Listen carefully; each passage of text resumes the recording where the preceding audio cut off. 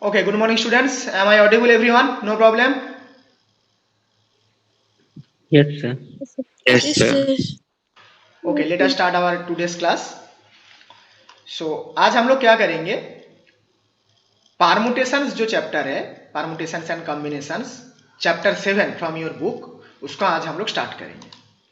Okay, सो ये जो chapter है, ये परमुटेशन एंड कॉम्बिनेशन, इसको पढ़ने का यही एक ही मोटिव है कि हम काउंटिंग करना सीखें. We want to learn counting. We want to learn counting. That's why we want to learn this. अब काउंटिंग करने की यही एक तरीका है permutations and combinations in different different events. एक एग्जाम्पल आप लोगों की बुक में दिया हुआ है. इस एग्जाम्पल के तौर से हम लोग पहले इस परमुटेशन एंड कॉम्बिनेशंस को सीखते हैं. So suppose you have three different pants. So you have three different pants and you have two different shirts and you want to wear both of them. अब क्वेश्चन ये है कि आप अलग अलग कितने तरीके से पहन सकते हो, कितने अलग अलग तरीके से पहन सकते हो, यही है क्वेश्चन. तो इसको आंसर होगा 6. One of you already said कि इसका आंसर होगा 6. अब क्वेश्चन है कि इसको हम 6 होगा समझे कैसे, और क्या क्या वो 6 तरीका है वो टोटली हम दिखेंगे कैसे, उसको कैसे रिप्रेजेंट किया जाए आसान तरीके से. So we can represent this 6 different ways, माने अलग अलग जो तरीका है, 6 different ways in a tree, in a tree form. कैसा ट्री है? सो सपोज देखो, इस ट्री को तुम लोग चाहो तो ऐसे भी बना सकते हो या फिर ऊपर नीचे भी बना सकते हो. साइड साइड में भी एक्सपांड कर सकते हो और ऊपर नीचे भी एक्सपांड कर सकते हो.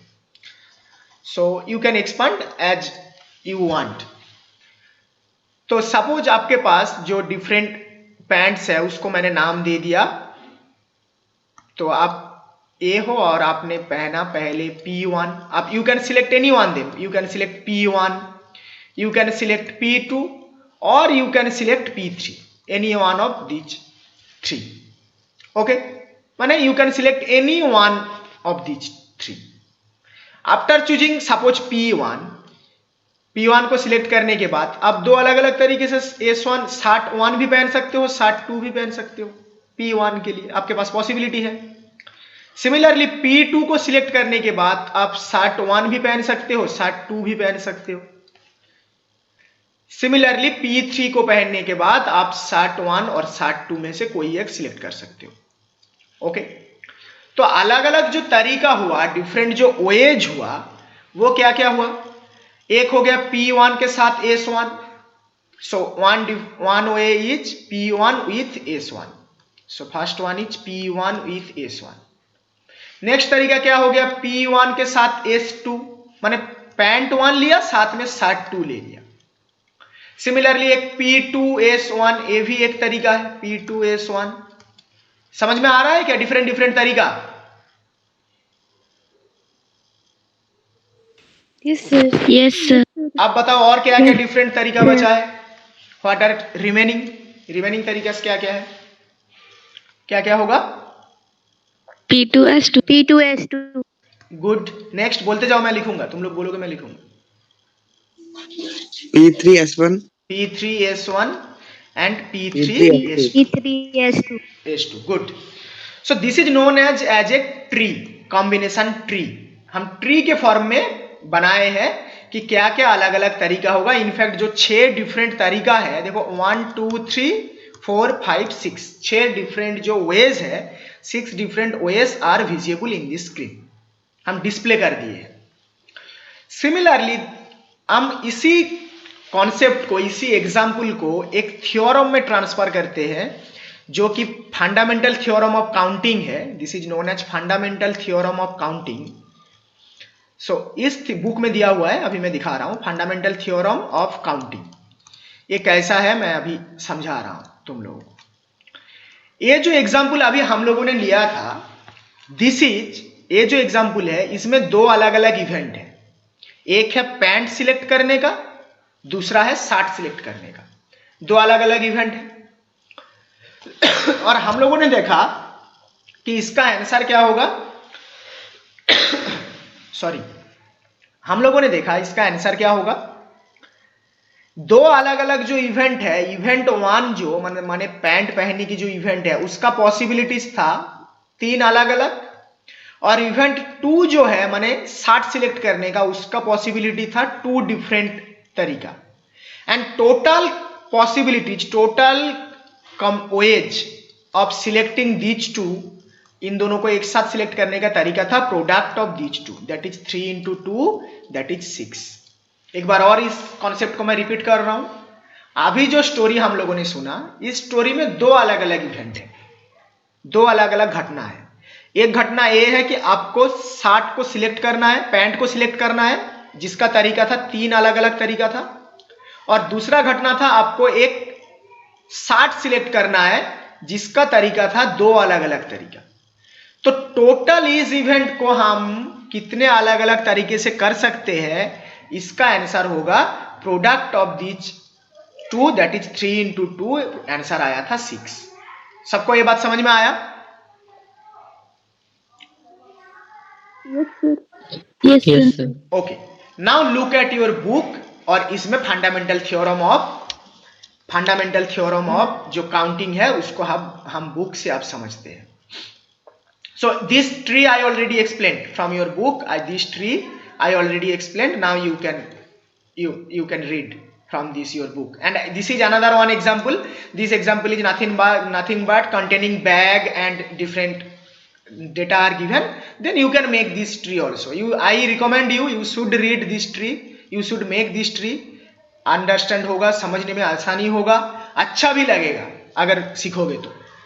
Okay, so this is fundamental theorem of counting. It is saying that, or it is known as multiplication principle also, because answer is just multiplication, that's why it is known as simply multiplication principle. So देखो इसमें क्या बोला जा रहा है कि if an event can occur in m different ways, माने जैसे कि यहाँ पर E1 जो इवेंट था वो 3 डिफरेंट वे से आया था। माने इफ एन इवेंट मीन्स यहाँ पर E1 की बात किया जा रहा है एग्जाम्पल के समझे तो, और एम डिफरेंट वेज मीन्स 3 तरीके से, जैसे हम यहाँ पर समझे वो। फॉलोइंग व्हिच माने इसके बाद एक और इवेंट है, जैसे यहाँ पर 60 सिलेक्ट करने का इवेंट था, एक और इवेंट है जो कि अलग अलग n तरीके से हो सकता है। जैसे यहाँ पर following which another event means, यहाँ पर अनदर इवेंट की जगह इस एग्जाम्पल से जो स्टोरी हम लोग समझे है अनदर इवेंट मीन्स 60 सिलेक्ट करने की तरीका, या फिर इवेंट 2 और उसका कितना अलग अलग तरीका था हम लोगों ने देखा कि उसका तरीका था 2 डिफरेंट वेज, माने यहाँ पर n का वैल्यू है 2। Then the number of occurrence of the event in the given order is m into n, m product n, माने ये जो टोटल नंबर ऑफ ऑकरेंस होगा ये 2 इवेंट का वो हो जाएगा m product n। In the given order का मतलब क्या है आप वो समझते हैं। इन द गिवन ऑर्डर का मतलब क्या है? इन द गिवन ऑर्डर मीन्स हम पहले किसको सिलेक्ट कर रहे हैं, बाद में किसको सिलेक्ट कर रहे हैं, पहले पैंट को सिलेक्ट कर रहे हैं कि पहले शर्ट को सिलेक्ट कर रहे हैं। इस ऑर्डर में इसका आंसर होगा m इन प्रोडक्ट n। सबको ये बात समझ में आया इस फंडामेंटल प्रिंसिपल ऑफ काउंटिंग को?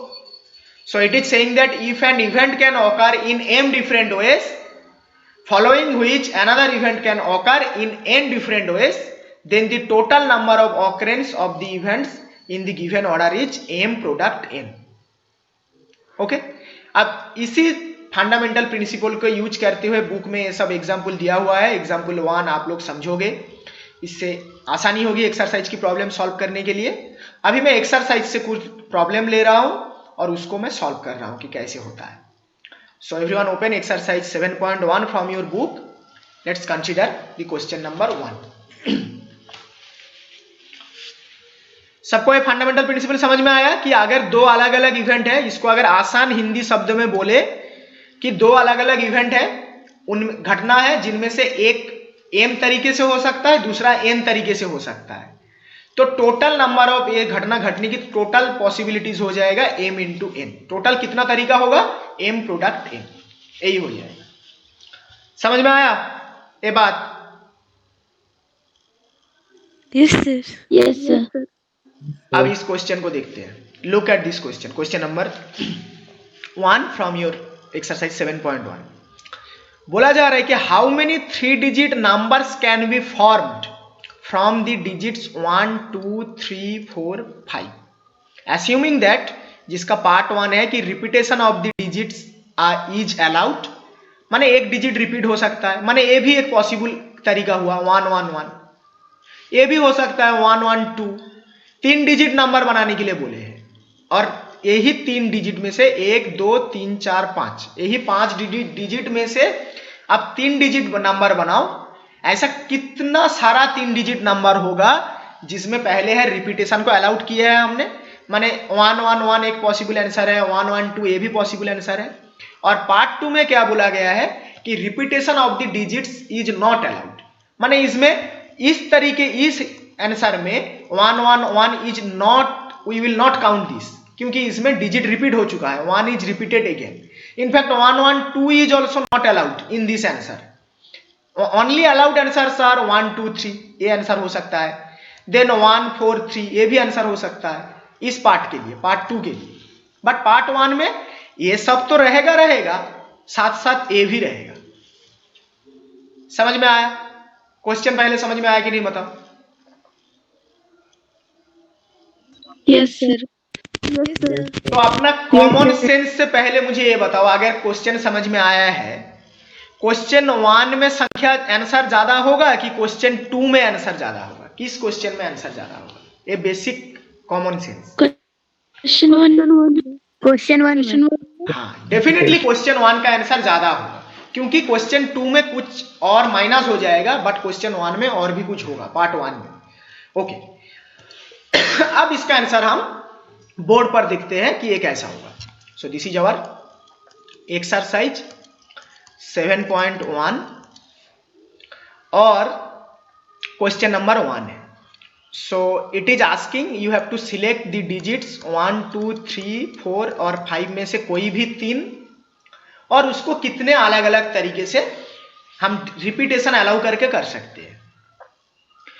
अच्छा, एक 3 डिजिट नंबर है, माने उसका 3 अलग अलग पोजीशन है, ऐसे 3 पोजीशन है, ठीक है। पहले बताओ इस पोजीशन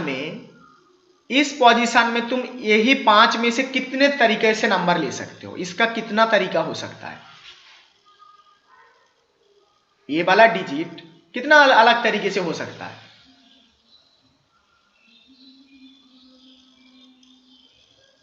समझ में नहीं आ रहा है? चलो एक बार और हिंट देके समझा रहा हूं।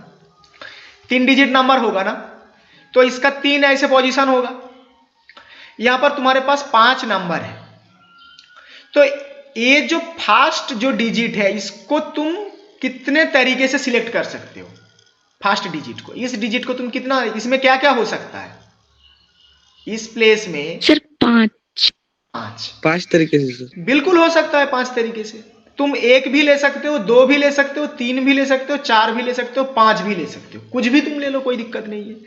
तो इस पोजीशन को सिलेक्ट करने की तरीका होगा 5। सिमिलरली बताओ इस पोजीशन को सिलेक्ट करने की तरीका कितना होगा? इसमें तुम कितना नंबर? 5. Sir, 5. 5 5, sir. करेक्ट। और इसमें कितना होगा? 5. 5। तो 3 पोजीशन में से, तो अगर हम अभी इवेंट के जो बताया फंडामेंटल प्रिंसिपल ऑफ काउंटिंग, तो अगर मैं E1 इवेंट लूं कि फर्स्ट डिजिट सिलेक्ट करने की, तो उसका तरीका हुआ 5 तरीका। E2 इवेंट लिया, वो कितना तरीका हुआ? सेकेंड डिजिट सिलेक्ट करने की, वो हो गया 5 तरीका। और E3 इवेंट लिया तो वो हो गया और 5 तरीका। तो टोटल इस इवेंट का टोटल एक 3 डिजिट नंबर बनने की तरीका कितना होगा? आप total fundamental principle of counting से कितना होना चाहिए? 125. 125. 120. वाह, बहुत अच्छे, बहुत अच्छे।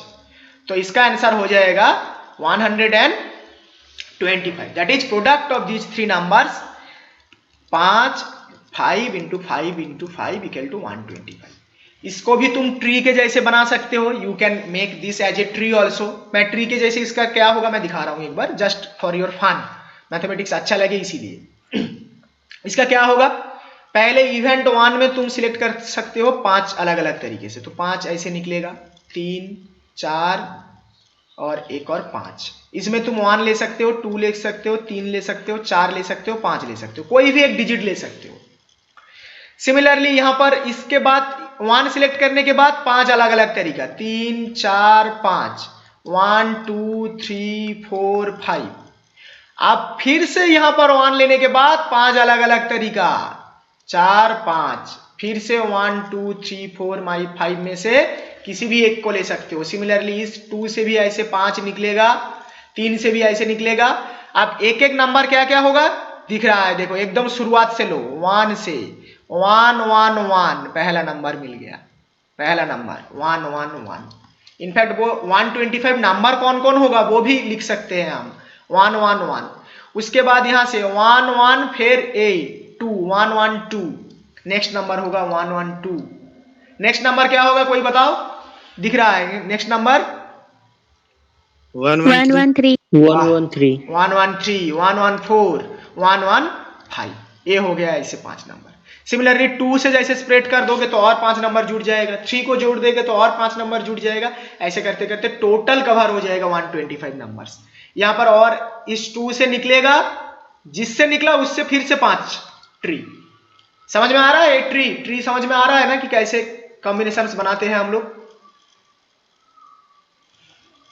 Yes sir. ओके तो अब इस क्वेश्चन का आंसर हम कैसे लिखेंगे, तो अब मोटिव है हम लोगों का इस क्वेश्चन का आंसर कैसे लिखेंगे। सो एक थोड़ा सा लैंग्वेज यूज करने की जरूरत है, you can't write the answer directly. So language देके इस आंसर को लिखते हैं, तो लिखो let E1 be the event of selecting first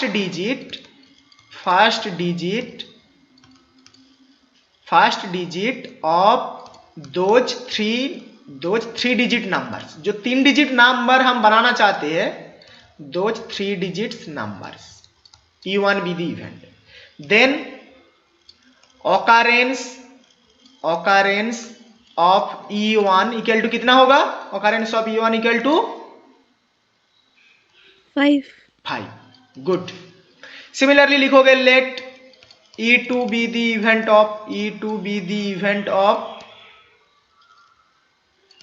of selecting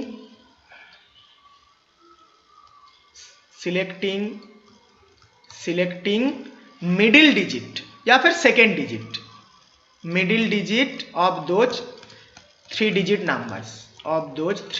numbers। तो इससे हमें मिलेगा therefore occurrence of E2 equal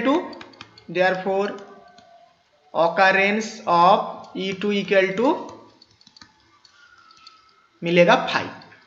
similarly last का लैंग्वेज आप लोग लिख लोगे, मैं सिमिलरली देके काम चला रहा हूं। सिमिलरली ऑकरेंस ऑफ E3 हो जाएगा 5।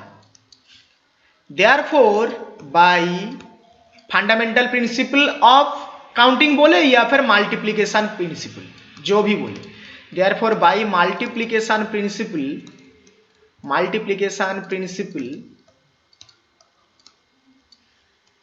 Total number of 3 digit numbers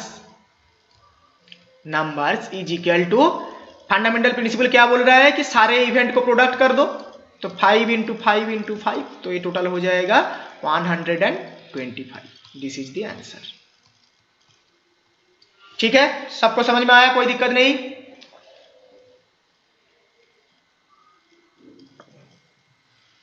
Yes sir, समझ में आ गया। ओके, अगर समझ में आ गया है तो मुझे आप बताओ पार्ट 2 का आंसर क्या होगा, इसका पार्ट 2 का आंसर क्या होगा, सोच के बताओ कि इसका आंसर क्या होगा। पार्ट 2 का क्वेश्चन अभी मैं यहां पर रखा हूं, आप बताओ। इसमें रिपीटेशन अलाउड नहीं है, इसमें रिपीटेशन को हम अलाउ नहीं करेंगे।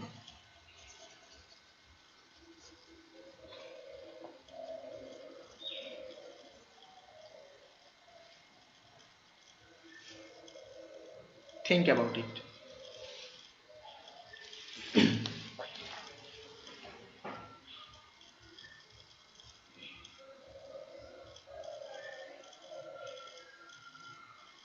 एनीवन ट्राई करो, गलत होने से कोई दिक्कत नहीं है, ट्राई करो। सर 80। ओके, कोई और?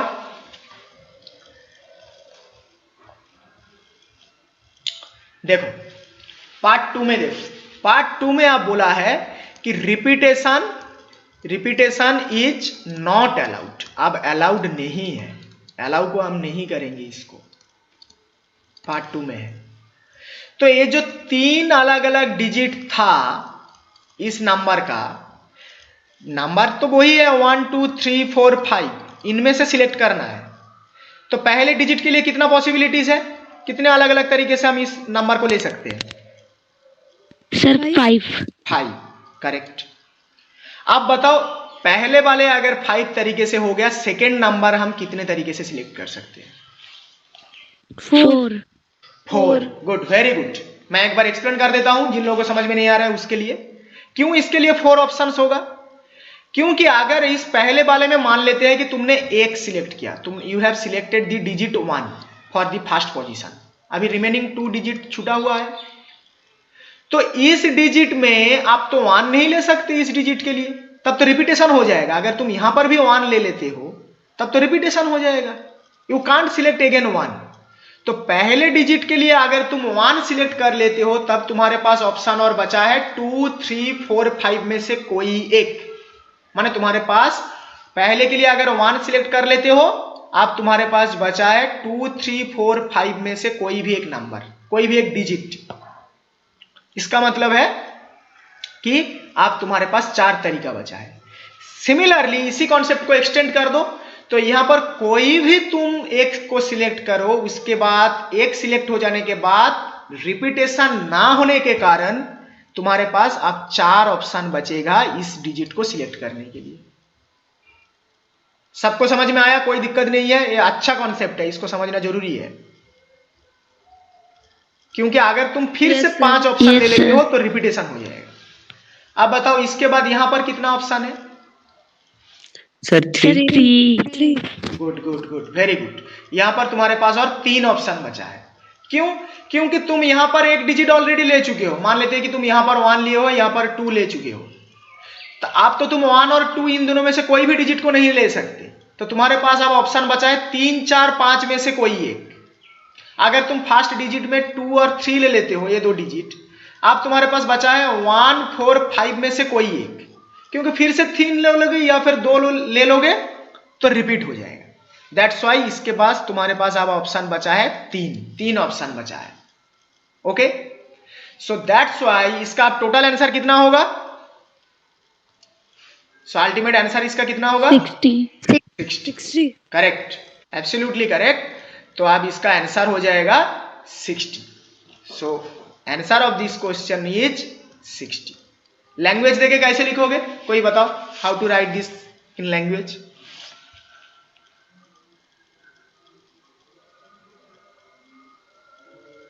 वही लैंग्वेज लिखना बहुत आसान है, जो लैंग्वेज अभी मैंने लिखा दिया कि let E1 be the event of selecting first digit, then number of occurrence of E1 equal to 5। यहां तक तो कोई नहीं दिक्कत नहीं है, ये तो सेम है। Then number of occurrence is equal to 5, एकदम पिछले प्रॉब्लम के जैसे। फिर हम लिखेंगे कि लेट E2 बी दी, मैं लैंग्वेज का फॉर्मेट बता रहा हूं, let E2 be the event of selecting middle digit. फिर लिखेंगे since repetition is not allowed, उसके बाद हम लिखेंगे since repetition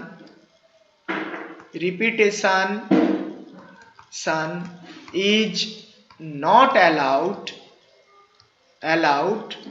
so number of occurrence of E2 is equal to 4। उसके बाद E3 का लिखोगे 3, therefore by fundamental principle of multiplication और fundamental principle of counting और multiplication principle required number of those 3 digit numbers are, number of 3 digit number is 60। समझ में आया? ये 60 मतलब ये हो जाएगा 5 × 4 × 3। ओके, सबको समझ में आया? Everyone is happy, no problem? Yes, sir. Yes, sir. Now you can read all those examples given in your book and try to solve question number 2. ये तो आसान है क्वेश्चन नंबर, यहां पर बोला है डिजिट्स कैन बी रिपीटेड, माने इसका पार्ट 1 के जैसा आंसर होगा। फिर इसमें क्वेश्चन नंबर 3 को देखोगे, सब क्वेश्चंस हो जाएगा अगर एक क्वेश्चंस को आसान तरीके से समझ लेते हो तो। समझ जाओगे तो कुछ नहीं रहेगा। इस एक्सरसाइज को तुम लोग ट्राई करोगे, काल में इस एक्सरसाइज का जो प्रॉब्लम तुम लोगों से नहीं होगा उसको सॉल्व करूंगा, उसके बाद परमुटेशंस का कॉन्सेप्ट क्या है वो बताऊंगा। तो इस चैप्टर में अभी तक हम लोगों ने क्या सीखा? इस क्लास में हम लोग एक काउंटिंग करने की तरीका सीखे हैं, जिसको हम लोग नाम दिए हैं, काउंटिंग करने का एक तरीका है जिसको हम नाम दिए है मल्टीप्लिकेशन प्रिंसिपल। मल्टीप्लिकेशन प्रिंसिपल जो बोलते हैं कि अगर अलग अलग इवेंट है तो टोटल नंबर ऑफ जो इवेंट हो जाएगा वो क्या हो जाएगा, सब अलग अलग इवेंट कितने तरीके से हो सकता है, सबका product. This is the multiplication principle. और उसी के बेस्ड एक्सरसाइज 7.1 हम लोग कंप्लीट किए। So homework for this class is exercise 7.1। you can, for your reference, you can watch the solved examples from your book. Okay, we will meet in next class. Do you have any doubt? You can ask now, otherwise you can leave.